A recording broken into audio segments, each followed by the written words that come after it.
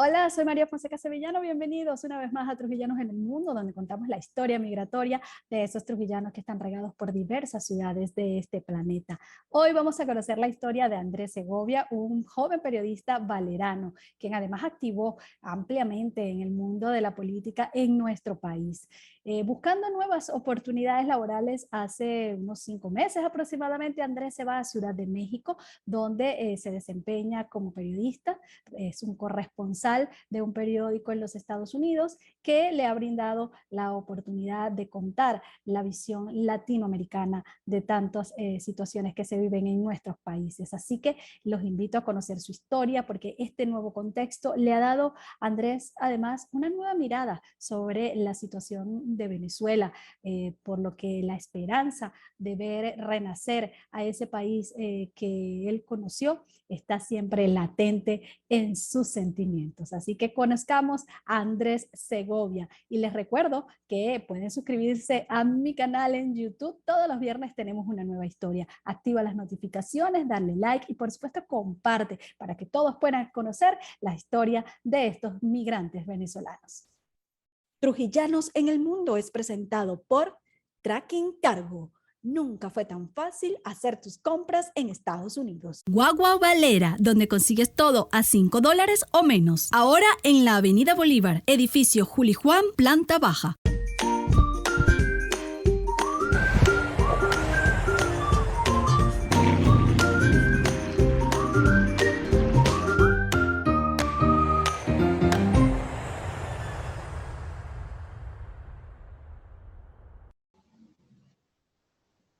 Bienvenidos a un nuevo episodio de Trujillanos en el Mundo. Hoy con un invitado, bueno, todos los invitados de este programa definitivamente son especiales. Y hoy tenemos a Andrés Segovia, un joven periodista valerano. ¿Cómo estás, Andrés? Saludos María, muchísimas gracias. Un placer estar en tu programa. Muy bien. Así es, hoy desde Ciudad de México. Andrés es un muchacho, bueno, que como hemos contado, pues es muy conocido acá en nuestro estado porque no solamente se dedicó al área del periodismo, sino que, bueno, se formó se ha preocupado en formarse en diversos ámbitos como un poco para alimentar seguramente esa visión de periodista, pero también, y no podemos olvidar, su fuerte actividad en el mundo de la política porque acá en Venezuela formaste o formas parte de 20 Venezuela. Y por ahí voy a arrancar, porque esa decisión tuya de emigrar, con todo este background que tú tienes, ¿qué ha significado para ti esta migración, Andrés? Ha significado para mí tener nuevas oportunidades y nuevas experiencias en el ámbito del periodismo. Eso es en realidad lo que yo creo que todos los periodistas buscamos eso, ¿no? O sea, buscamos cómo poder emprender, poder conseguir nuevos horizontes en esta área.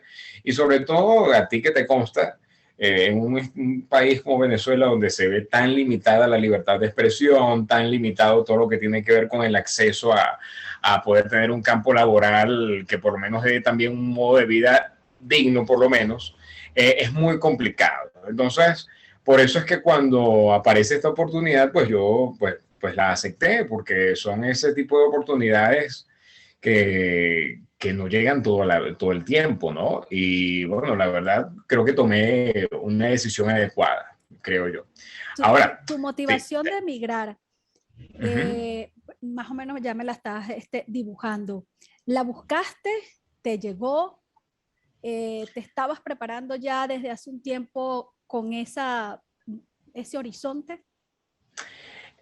Digamos que fue una combinación de ambas cosas. O sea, evidentemente se estaba buscando mayor desarrollo profesional, pero también se puede decir que se conjugaron algunas cosas para que se presentaran las ofertas. Y bueno, eso fue lo que sucedió. O sea, uno no puedo decir que solamente yo tomo la decisión. No, para nada. O sea, también se entran otros factores, otros elementos y las personas que están interesadas en conseguir periodistas.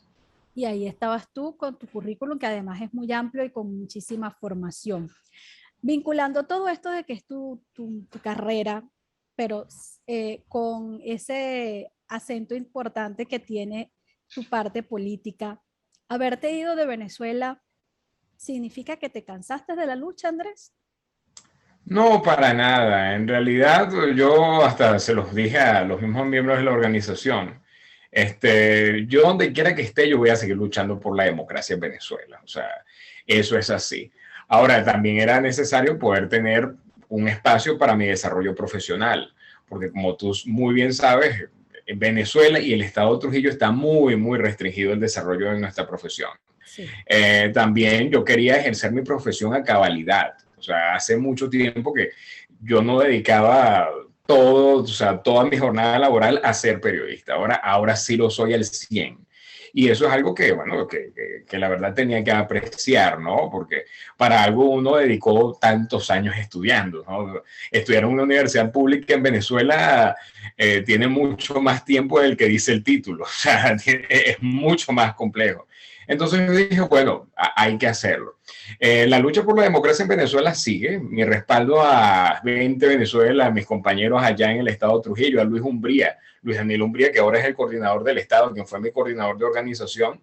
Él y yo prácticamente estamos todos los días en comunicación. Y bueno, él se va a reír cuando escuche esto, porque yo creo que él habla con su esposa y habla conmigo todos los días. Así que así estamos. Así es. Ahora, me llama la atención, Andrés, que, bueno, yo no sé si fue que escogiste o bueno, fue ahí donde se presentó la oportunidad, que te toca irte a México.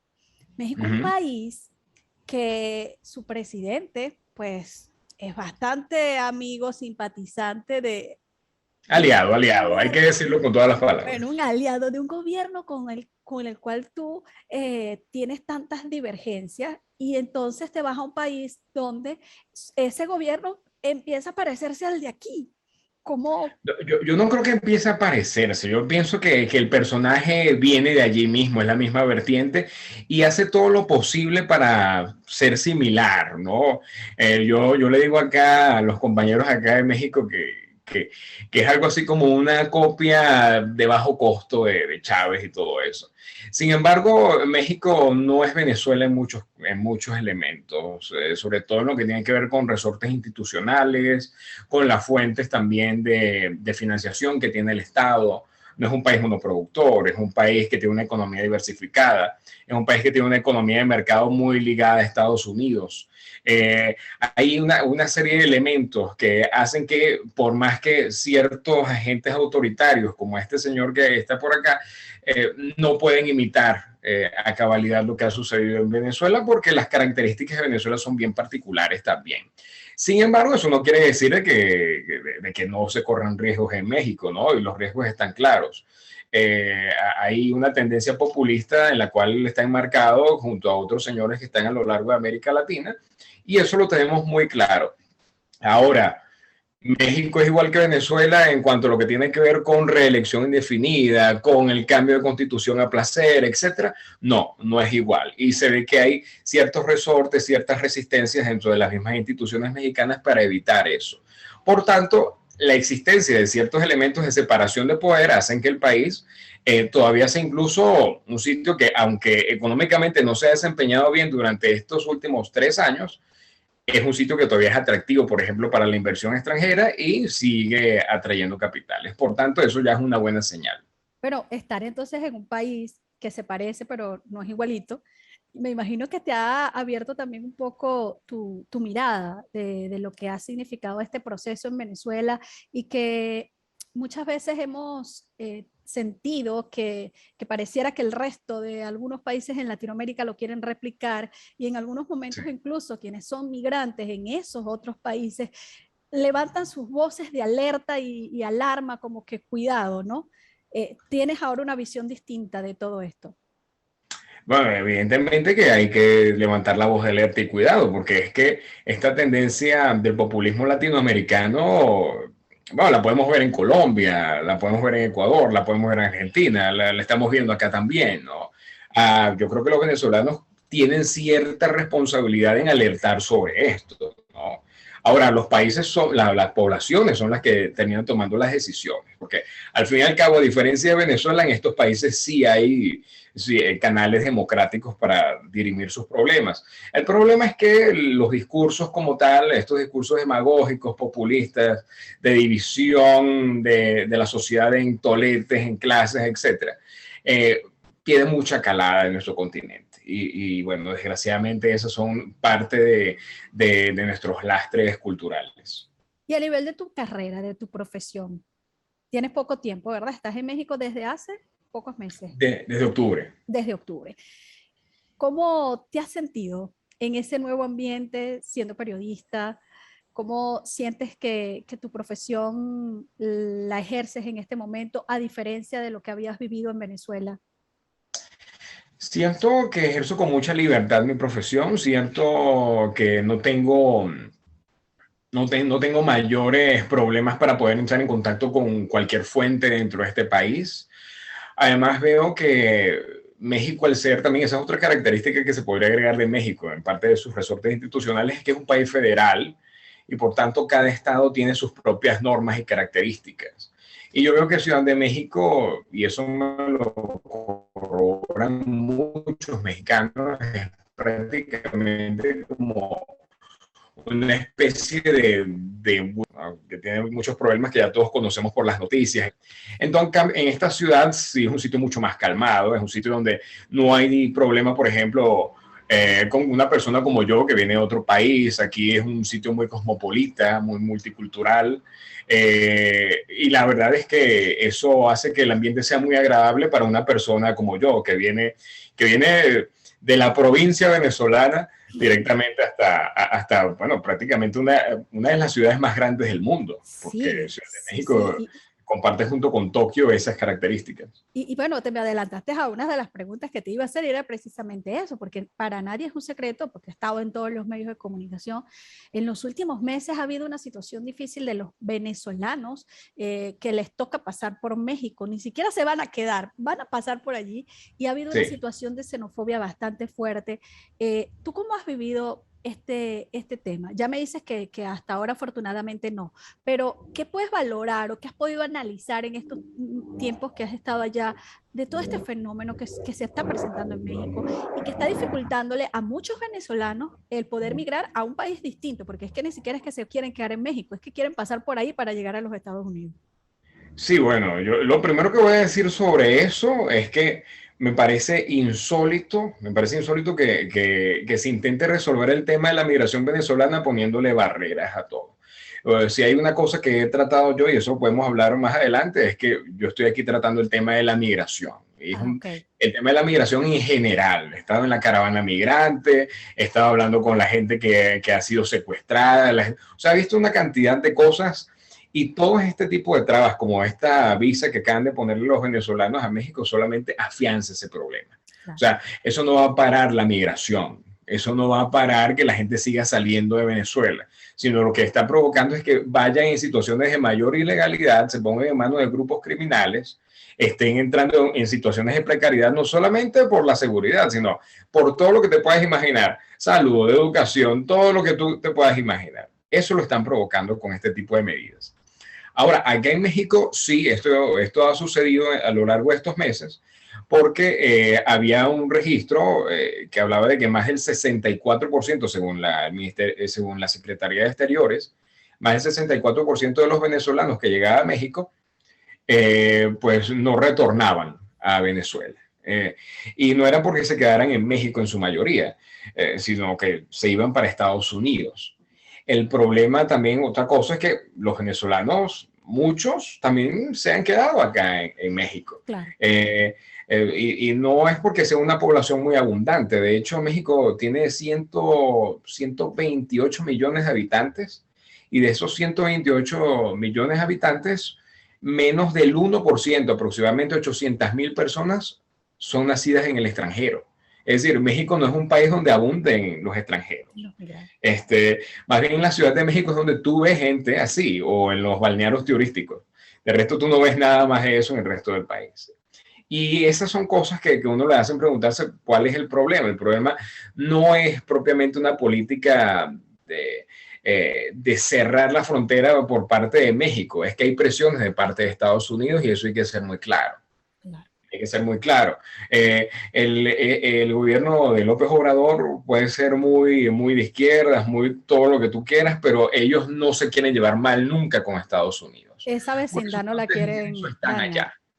Exactamente. Así. Esas son sus fuentes de ingresos. Si Estados Unidos le dicen, haz esto, lo hacen. De hecho, México es lo que se conoce como un país seguro. El país seguro, Estados Unidos, eso es algo que se viene comentando desde la época de Trump. Y es que Trump quería volver a México un país seguro, pero también a los países del Triángulo Norte, Guatemala, El Salvador, Honduras, sitios seguros, es decir, sitios que pongan barreras a los inmigrantes. La última barrera es México. Así. Y en eso han estado trabajando. Y eso es lo que ha estado sucediendo, ¿no? Entonces, me dices que estás manejando a nivel periodístico, esa era otra pregunta que te iba a hacer, el tema migratorio. ¿Estás en esa fuente específicamente o por ejemplo, tu visión política? No estoy en el fondo, nada de eso. ¿No? Pero sí, mi fuente es América Latina. Okay. Y el foco, de hecho, reportajes especiales que se pueden leer en el diario, no sé si lo he nombrado, el tiempolatino.com. No lo hemos hecho, el tiempolatino.com. Que es un diario que está radicado en Estados Unidos, pero es para la comunidad hispanohablante, es decir, se escribe en español para latinos que viven allá, pero particularmente aquellos que viven en el área de Maryland, Virginia y también DC en general, toda esa área. Incluso es un diario en físico, también estos reportajes salen en físico. Es algo muy particular. Ellos siempre me dicen, solamente hay 2 diarios en español en DC. El Tiempo Latino y el Diario de la Iglesia Católica. Ahí no hay nada más. Okay. Entonces hay reportajes especiales que se han hecho desde acá, desde Ciudad de México, y en su mayoría han sido sobre migración. Y me he encargado de ver eso. Es decir, para mí ha sido muy impactante poder ver cara a cara las marchas migratorias de personas que no solamente vienen desde Guatemala, Honduras, yo me he conseguido venezolanos acá, caminando desde Chile, desde Ecuador, caminando junto a muchos haitianos también que vienen desde Chile. Y para mí eso, yo creo que en lo personal me ha estremecido mucho. En lo personal, ¿no? Aparte ya de cierta distancia, cierta frialdad que hay que tener como periodista, yo creo que cuando uno ya sale de hablar con todos ellos y uno empieza a reflexionar acerca de lo que a ellos les sucede, la verdad es que es muy triste, o sea, estamos en tiempos muy complicados, la verdad, la verdad es impresionante, impresionante. La caravana migrante bueno, que yo estuve en la penúltima, que salió y que paró por acá por Ciudad de México. Ahora yo creo que ya no se puede decir que hay una sola caravana. Yo pienso que estamos hablando de que la caravana es muy llamativa mediáticamente. Entonces eso les trae muchos problemas. Yo lo que estoy viendo ahora es que los migrantes se están yendo en pequeños grupos, están viendo a ver cómo llegan, pero eso no quiere decir que las cifras de migración disminuyan. Al contrario, han aumentado sustancialmente. Y antes, solamente para darte un dato, para ir cerrando allí, antes de que se impusiera la visa para los venezolanos, en la frontera con Guatemala, se llegaron a detener 60 venezolanos, solamente en cuestión de horas, era una cuestión de efecto de llamada. Y yo estoy seguro que siguen pasando venezolanos en este momento. Y lo están haciendo por las vías verdes. Muy complicado eso. Definitivamente. Y tu mirada que me lo decías, o sea, es muy difícil que un periodista se mantenga en barrera a lo que está observando, a lo que está reportando, porque bueno, somos periodistas, pero seguimos siendo seres humanos. Y además, cuando a ti te toca en ese momento estar frente a un paisano, me imagino que la situación es más complicada. Sobre todo si haces esa reflexión como tú decías, o sea, quizás miras su situación y analizas desde la tuya y dices qué procesos tan distintos, pero quizás todos salimos por la misma razón. Sí, exactamente, ¿no? Es que evaluando muchos hasta de los perfiles de personas que yo he conocido, venezolanos que han pasado por acá, pero también, por ejemplo, gente de Haití, gente de Guatemala, cubanos que pasan por acá, que hacen trayectos impresionantes, trayectos de, no sé, Cuba, Guyana, Brasil, Colombia, Panamá, o sea, son tremendos trayectos. Yo digo, bueno, es que por poco yo podría ser una de esas personas también, porque es que todos estamos siendo víctimas del mismo desastre. Entonces, la verdad es que es asombroso yo creo que desde el punto de vista humano es un poco difícil de llevar, más sin embargo siempre es necesario poder mantener cierta distancia para poder evaluar desde una mejor perspectiva lo que está sucediendo.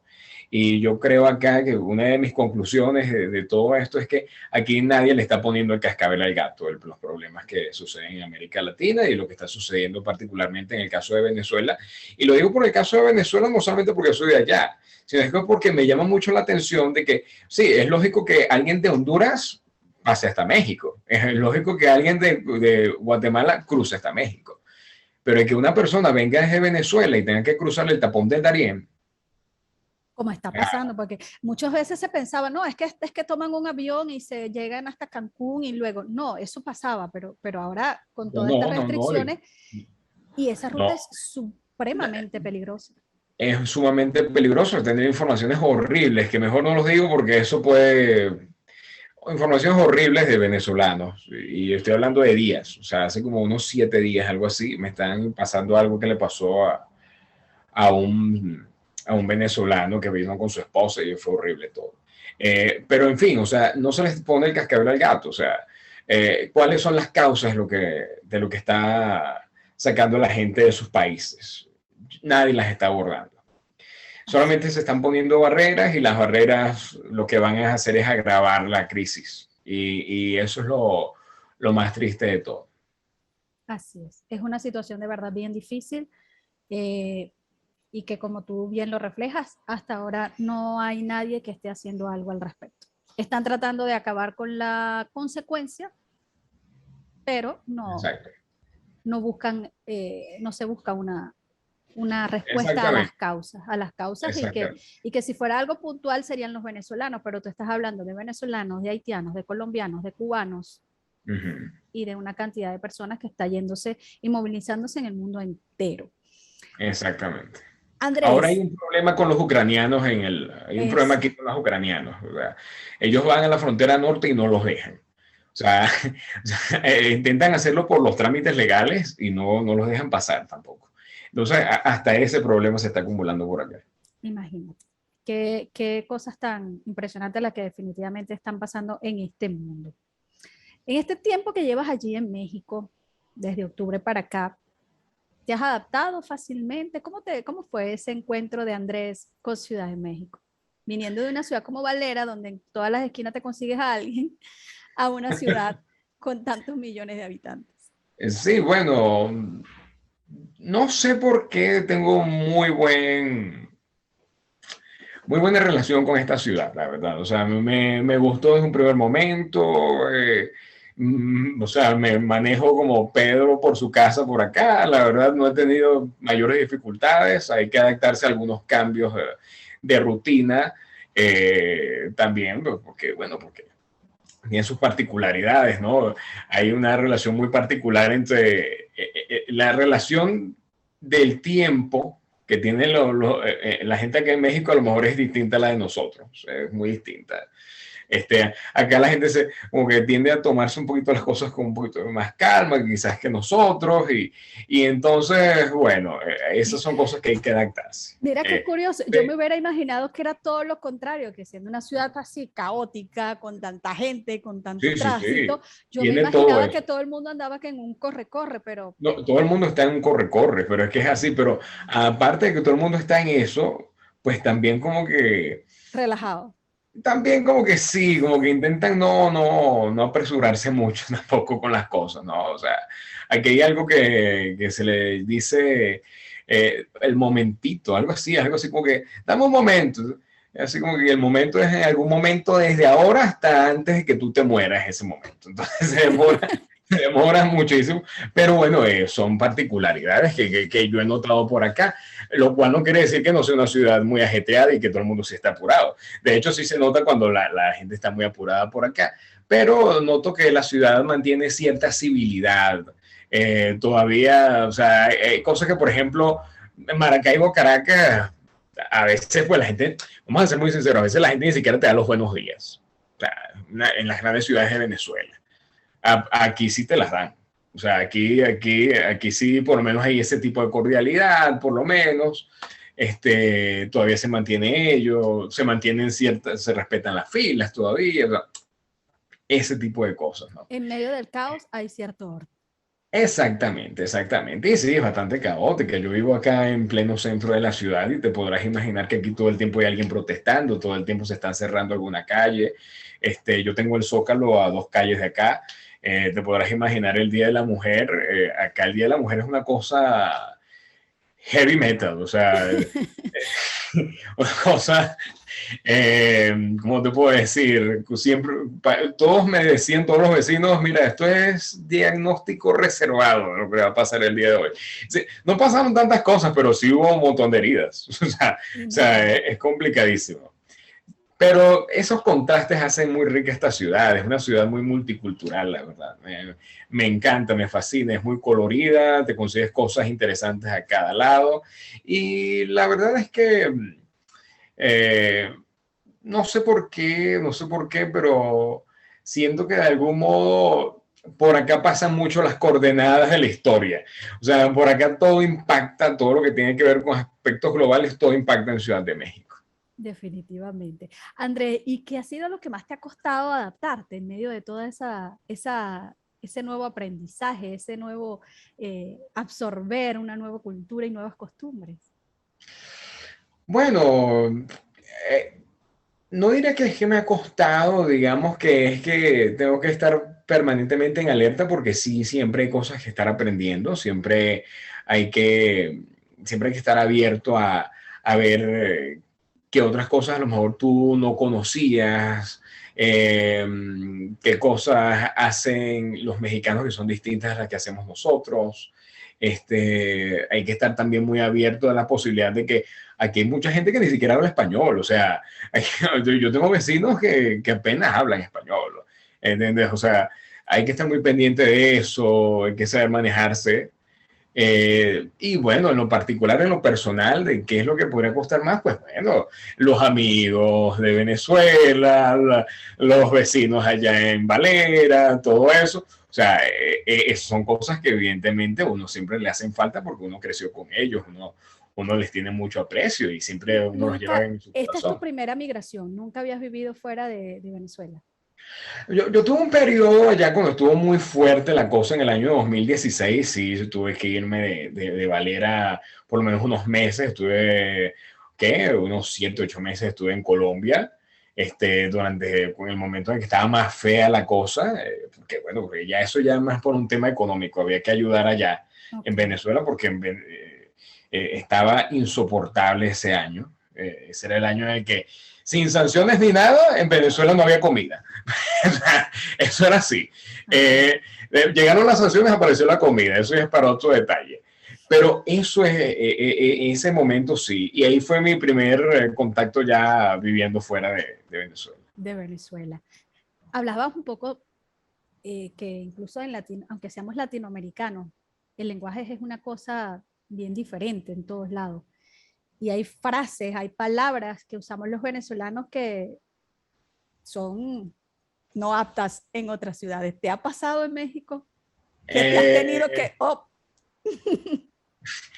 Bueno, sí, ¿qué te puedo decir? De repente se me salen algunas palabras que en México no tienen la misma connotación, ¿no? O sea, estaba comiendo, creo que fue en diciembre, estaba comiendo con unos amigos y estábamos hablando de lo que siempre hablo, de política. Estaba ahí hablando de política. Yo le estaba diciendo, mire, esa señora que fue presidenta de Argentina, Cristina Fernández, eso es una chula de la política. Y ellos quedaron así como una chula. O sea, como que es algo muy padre, algo así. No, todo lo contrario. En vez de ser una chula, alguien aprovechado, alguien a eso me refería. O sea, ese tipo de cosas suceden, pero siempre terminan así como más como en lo anecdótico, más en lo chistoso, ¿no? Hay palabras que definitivamente tenemos que tener mucho cuidado con utilizarlas, ¿no? Sobre todo cuando son ya palabras más de adulto, ¿ya? ¿No? Aquí algunas no se entienden y otras no Algo tienen la que misma. para nosotros sería normal decirlo, usarlas habitualmente, termina siendo una mala palabra. Exactamente, hay que tener cuidado con eso. Y a la hora de escribir, Andrés, ¿cómo haces? ¿Cómo tuviste que adaptar tu escritura periodística en algunas palabras para poder estar en el contexto?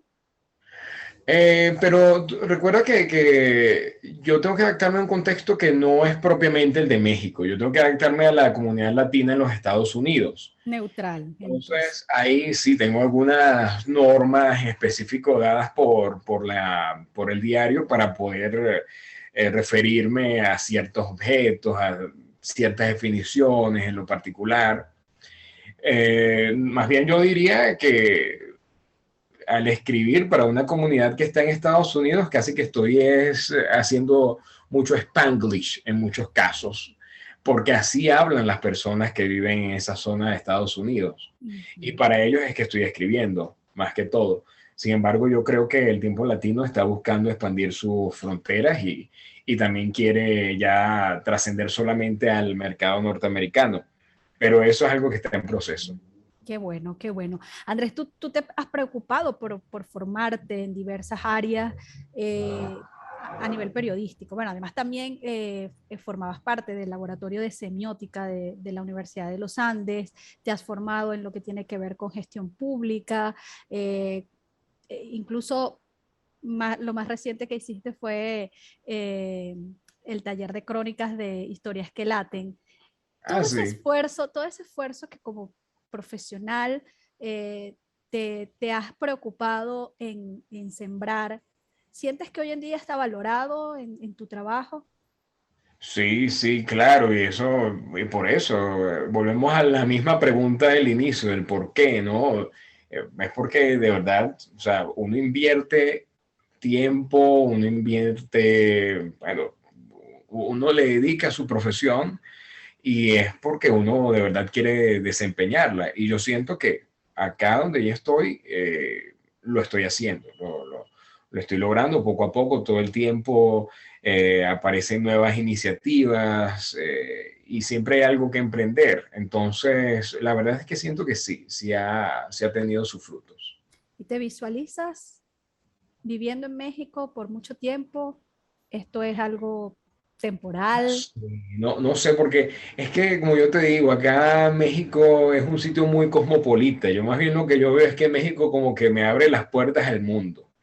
Yo veo a México así, ¿no? Y la verdad es que se hacen muchos contactos, se conoce mucha gente que viene, que va, etcétera. Y la verdad es que yo pienso bueno, que en dado caso México por lo menos es como una puerta de Latinoamérica para el mundo y yo lo veo así. ¿En tu entorno hay venezolanos, Andrés, en Ciudad de México? Sí, claro. Somos pocos los venezolanos, eso hay que ser cierto, pero en realidad se hace sentir bastante porque yo solamente en estos días hablaba con un mexicano y él me decía, mira, yo ya conozco 4 restaurantes venezolanos. Y yo, wow. Y en serio, yo sacando más o menos cuentas, los venezolanos están teniendo mucha presencia. En estos días estaba caminando por el Palacio de Bellas Artes y me conseguí un señor tocando arpa, el arpa llanera venezolana. Yo me paré a hablar con el señor y yo pregunté dónde venía de Barinas. Y el señor, pues yo no, lo único que se me olvidó preguntarle, y me lo pregunté allá cuando ya había dejado hablar con él, era cómo es que él se trajo el arpa, porque es que el arpa era más grande que él. O sea, ese tipo de cosas, o sea, no somos muchos, pero sí, se ven los venezolanos por todas partes y hasta me he llegado a topar con algunos solamente casualmente por allí. Ok, o sea que si te pregunto si hay algún valerano además de ti. Mira, sí, me conseguí un valerano.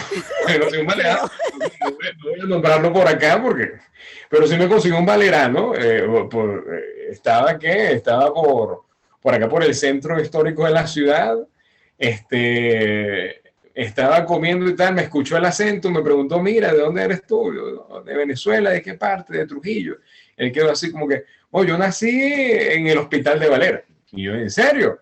¿Dónde estabas viviendo tú? No, yo vivo entre Mucuchis y Valera. Ah, ok, excelente.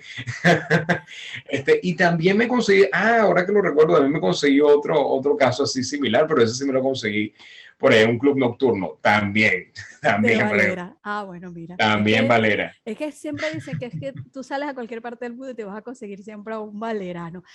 Por lo que entiendo, entonces quizás adaptarte a nuevos sabores y olores a nivel gastronómico no ha sido difícil para ti o te es difícil conseguir comida venezolana.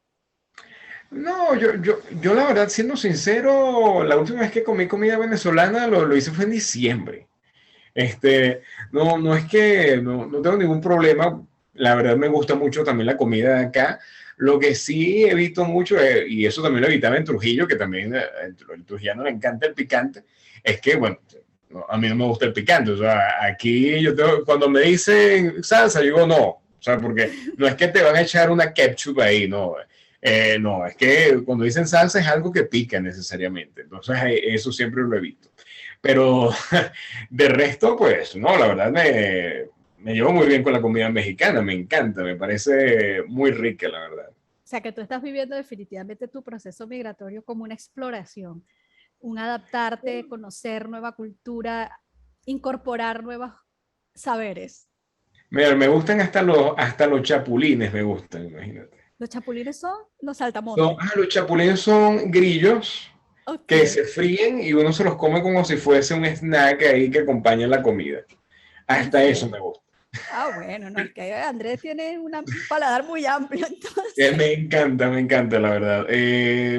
No, la verdad es que yo más bien pienso que hay muchas cosas de México que no he probado, más bien. O sea, hay cosas ya que vienen ya de otras regiones que quiero tener más acercamiento con ellas.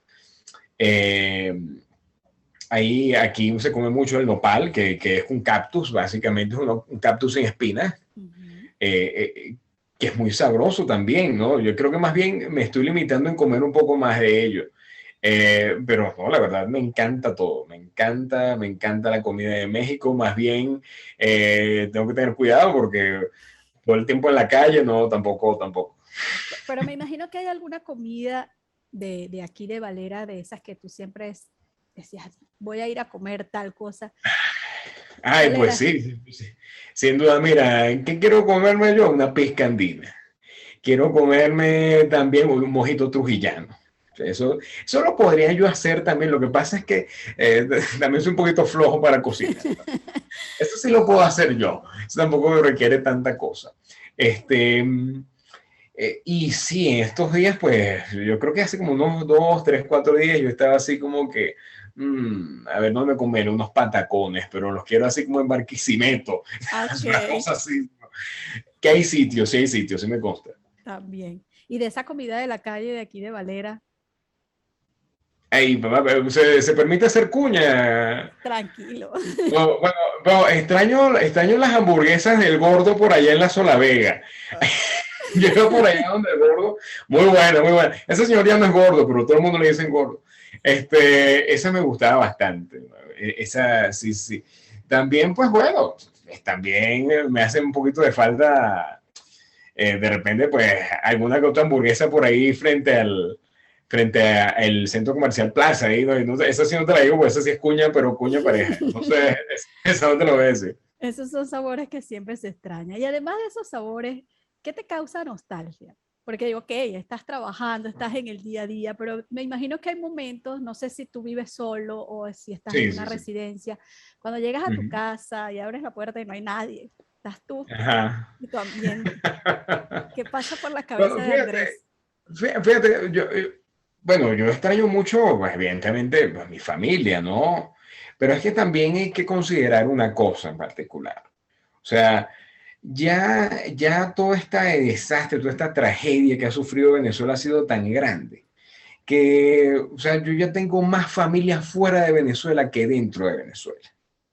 O sea, ya en la misma casa de Valera ya no recibíamos las mismas visitas, ya no teníamos a los primos, ya no teníamos a los tíos, ya no teníamos ni siquiera a los amigos, ya Entonces ya ante esa situación, pues yo creo que ya básicamente uno ya se ha ido adaptando a que uno de algún modo ya se ha ido quedando solo, ¿no? Y eso pasaba en Valera y bueno, estoy acá solo porque ya esto aquí ya toca hacerlo así.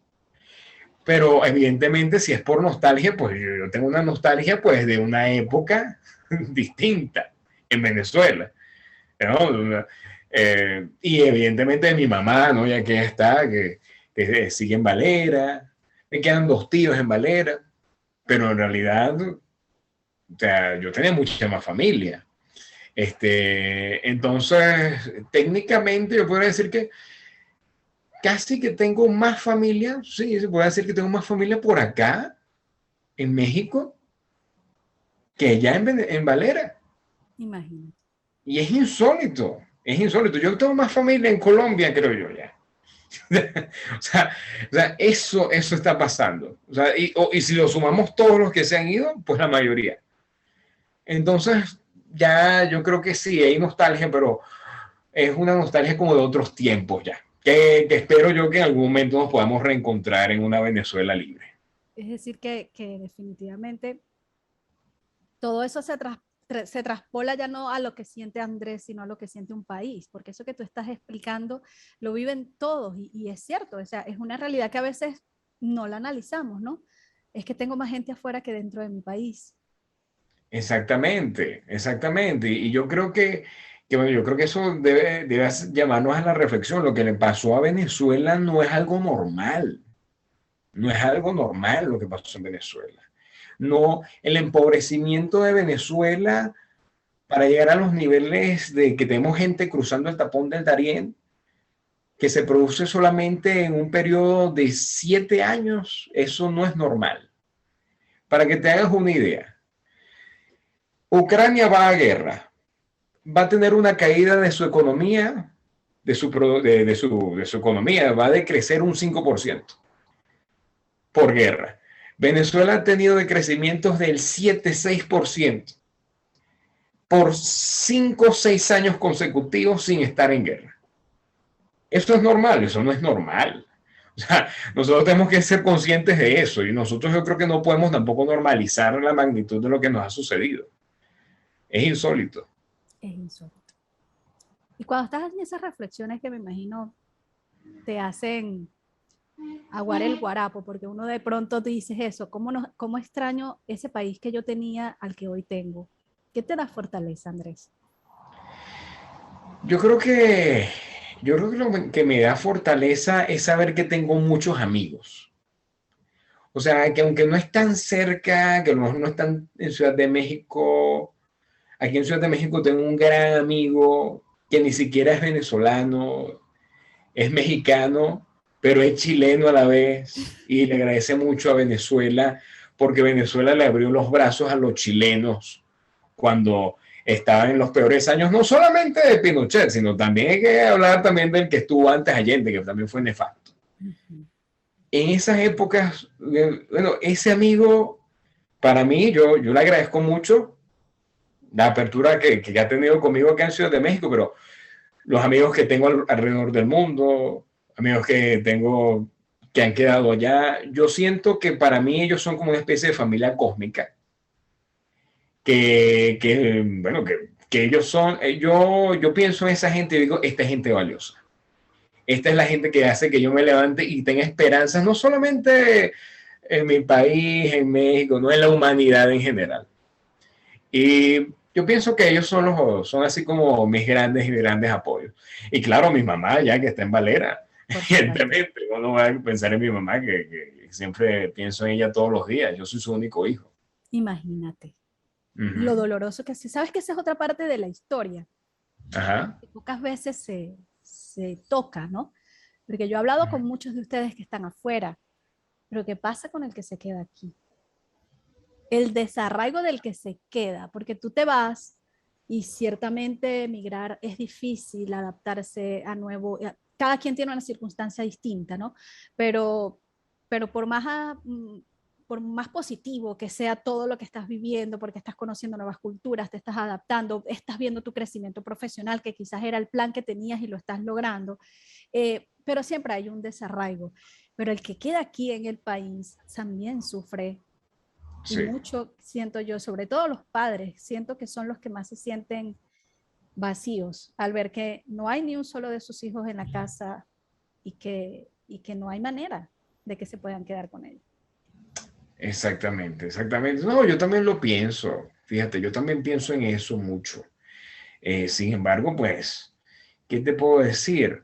Yo creo que el impacto de la separación, el impacto de en sí ¿no? Del cataclismo que sufrió Venezuela, para ellos es más, para las personas mayores, como mis padres, como mi mamá, por ejemplo, eh, yo creo que para ellos es más difícil de comprender porque ellos vivieron otras realidades. Ellos vivieron un país muy distinto. Ellos no pasaron los 30 años como yo, buscando a ver a dónde salir corriendo, ¿no? Ellos no estaban allí haciendo filas para comer en su juventud. Nosotros sí lo vivimos. Nosotros sí tuvimos que salir a defender la democracia. Ellos no, ellos ya la tenían lista. O Claro. sea, y para ellos es ser muy complicado. Yo creo que para muchos de ellos, ellos todavía están intentando caer en razón de qué fue lo que sucedió. Y, y bueno, yo creo que no hay que ponerse los más difícil. Hay que ayudar en lo que se pueda, colaborar en lo que se pueda, ver en qué momento, pues, bueno, en qué momento volver a verse con los padres, volver a verse con nuestros mayores de la familia, pero yo creo que ya la batuta de lo que va a pasar, de lo que va a suceder ya en Venezuela, eso nos va a tocar a nuestra generación y ellos ya simplemente hay que evitar de que ya se les haga más pesado y más difícil todo lo que ha Así es. sucedido. Ha sido esta migración para ti, todo el plan que tenías, ha valido la pena hasta este momento, sobre todo porque una de las principales razones de quienes se van del país, que buscan tener un futuro en su vida, es sobre todo tener alguna estabilidad económica que permita sostener a los que están aquí o por lo menos ayudarlos a paliar. Llevas Uh poco -huh. tiempo fuera, pero afortunadamente te fuiste ya con una oferta laboral. ¿Ha valido la pena este tránsito? Sí, claro. O sea, yo puedo decir que ha valido la pena, pero es que tampoco puedo decir que es que mi caso sea el de la mayoría de la gente. Sí, Más bien yo creo que yo he sido afortunado sí. y en parte esa fortuna se llama tener amigos, ¿no? Tener gente que te recomienda cosas, etcétera. Pero no todos los casos son así. No todos los casos son así y tampoco es que yo sea alguien que pueda venir y decirle a alguien, mira esto porque yo lo hice así. No, o sea, mi caso es muy particular, muy particular. Y cuando veo que viene un venezolano en una caravana, que viene un venezolano, que algunos me dicen, mira, voy a pasar por Ciudad de México, porque también me ha pasado, y he recibido gente por acá que vienen de paso. Yo puedo decir que mi caso no es similar y tampoco puedo recomendarles a todo el Ana, mundo, mira, haz lo que hizo Andrés. No, lo que hice yo es porque se alinearon los astros para que eso sucediera. Eso es así. así es, a cada quien le toca su historia y le toca su plan. Pero hasta ahora el plan que tú tenías de irte a México se ha cumplido. Sí, sí, hasta el momento estoy muy satisfecho. Qué bueno. La verdad creo que todavía hay mucho por hacer, apenas estoy comenzando, por así decirlo, Sí. pero, pero pienso que la verdad sí va todo muy bien encarrilado en esta ciudad. Además, interesante porque una visión de un latino siempre es muy buena cuando a nivel de periodismo se trata y sobre todo cuando ese periodismo se está yendo a una comunidad como la de los Estados Unidos, que puede ser latina, pero no ven a Latinoamérica de la misma manera que la ve uno que vive en Latinoamérica. Y también me atrevo a decir algo, yo como venezolano tengo otra perspectiva sobre México que a lo mejor no la tienen los mismos mexicanos. Entonces yo pienso que a lo mejor eso ha sido un plus para poder narrar algo desde México sin ser mexicano, pero para una audiencia que no tiene, que no, o que está un poco desarraigada de la misma América Latina. Así Sin embargo, el hecho de que ya estés leyendo periodismo en español quiere decir que todavía tienes tus raíces allí. Y bueno, yo creo que eso le ha dado un plus al trabajo que se ha hecho. de todo lo que has vivido en México, ¿qué es lo que más te ha gustado hasta este momento? Para ti, como ser humano, que sientes, wow, esto ha sido una experiencia que necesitaba. Mm, pues, como te digo, la ciudad es tan cosmopolita, tan colorida, tan variada, que yo creo que aquí los mexicanos son muy buenos celebrando. Me gusta mucho cómo celebran, la verdad. Me encanta cómo esta gente se va de fiesta, etcétera. Me encanta. Me parece muy interesante todo esto de Día de Muertos. Fue muy interesante la Navidad también. O sea, me parece creo que me han causado muy buena impresión todas esas celebraciones. Qué bueno. Y eso, o sea, esos cambios te has tenido, lo sientes que te están haciendo crecer como ser humano, como persona. Hay un Andrés en este momento distinto, con una mirada diferente del mundo, de su Sí, país. sí, claro, claro. Yo, pues evidentemente he visto una evolución en mí porque los entornos son los que condicionan, ¿no? Las condiciones materiales te forman. O sea, no podemos decir que no es así. Eh, y sí, he podido ampliar más mis perspectivas acerca de lo que sucede en Venezuela también. O sea, ya cuando ya tú lo ves desde afuera, después de haber estado tan metido adentro, eh, las cosas entran como en su justa proporción. Por ejemplo, esto que acaba de suceder con esta reunión acá de que llegaron unos americanos a reunirse en Miraflores. Bueno, ese tipo de cosas desde acá tienen mucho más sentido. Yo sé que a lo mejor en Venezuela no tiene ningún sentido, pero desde acá, desde la frialdad de las relaciones internacionales, verla desde un tercer país, ver cómo ya Estados Unidos se ha ido comportando, trabajar para la prensa en Estados Unidos y ver lo que es cubrir información sobre América Latina y saber qué es prioridad y qué ya no es prioridad, como Venezuela. Eso explica lo que está sucediendo. Por Eso eso te es que a hace mí no me entender sorprende. las cosas. Exactamente. Hiciste un, ah, ahora Uh-huh. entiendo. Exactamente. Y aplicamos aquella famosa frase de Henry Kissinger de que Estados Unidos no tiene amigos, tiene intereses. Y eso es así. Aquí en México se ve con el tema migratorio y se ve muy claramente eso. Pero yo creo que yo la extrapolaría a que los países no tienen amigos, Exactamente. tienen intereses.